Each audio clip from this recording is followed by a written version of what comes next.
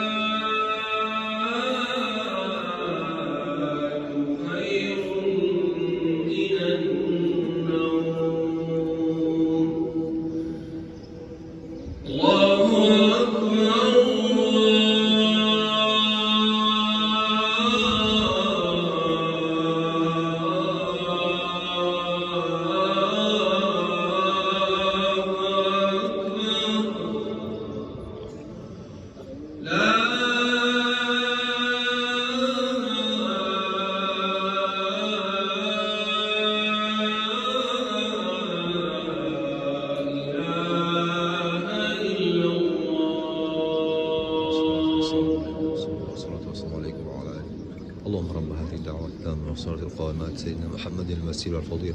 وبعث الله مقام محمد الذي وعدته وارزقنا شفاعته يوم القيامة إنك لا تخلف الميعاد. برای همینجا در رمضان باید نیت عمره داشته باشین. احرام رو پوشیدن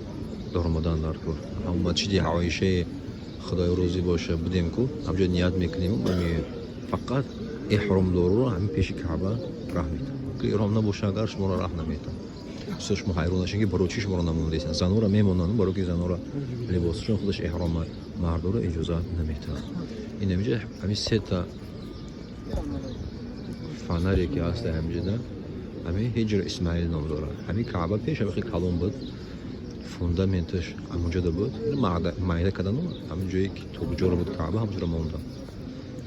اگر دروی همون که نماز خوندی حساب میکنه که دروی کعبه نماز خوندی خدا همه شما رو نگهدار خدا ان شاء الله همه ما رحمت کنه همین آدم در کتاب میگه که وقتی که روز قیامت خدای تعالی میگفتش که بدرو بهشت از روی که دویت کردگی روی هم یک داد من رحمت کردم و ترا میگم که بدرو بهشت این بنده هر روز میشه چی دو باشه این خدای تعالی میگه شی بندی من وقتی که در یک محفل در یک جایی که آدم بسیار بود دعا کردی یک تا ولی خدا همونجا بود یک تا دوست خدایی که فقط بدیل و جان با خدا با حبیب خدا علیه السلام همونجا اشتگی بود هیچ که او رو نمیشناسه هیچ که رو اهمیت نمیده همین ولی خدا آمین گفت دعایت قبول شد برای این برادران دوستان وقتی ما دعا میکنیم شما آمین بگین خدا میدونه ممکن همین ولی خدا شما باشه همین آمین شما خودی دعای ما مستجاب شد ان شاء الله آمین یا رب العالمین پروردگارم همه گذشتگان ما رو طریق جنت بکرد